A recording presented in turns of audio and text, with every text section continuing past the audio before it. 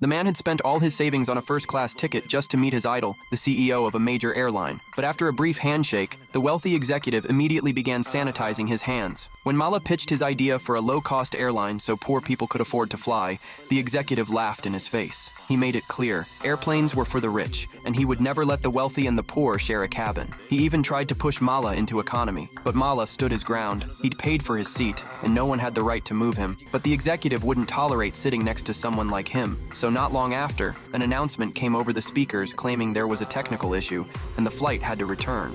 तुमने तो टिकट खरीदी है, लेकिन मैंने ये प्लेन ही खरीदा है दोस्त. What the executive didn't realize was that the poor guy he sneered at was about to become his biggest threat. As soon as Mala got off the plane, a white-haired venture capitalist approached him, genuinely interested in his airline idea. They sat down at a small restaurant. The investor looked skeptical at first, but after one bite of the food, he was stunned. It tasted as good as any five-star meal. Mala explained, the restaurant used the same high-quality ingredients and strict hygiene standards as luxury spots, but charged just a fraction of the price. His airline would follow the same model. By cutting out unnecessary luxuries and middlemen, they could offer affordable flights and still make a solid profit. The investor was sold and invited Mala to pitch the idea to his board. Mala presented a well-reasoned, clear business plan that impressed the board, but they warned it would take 6 months before any funding could be released. In the meantime, Mala had to raise enough money to order planes. Determined, Mala's mother mortgaged their house and land to back him. They secured a civil aviation license and started to celebrate. Then, disaster struck. New regulations required Boeing to provide blueprints,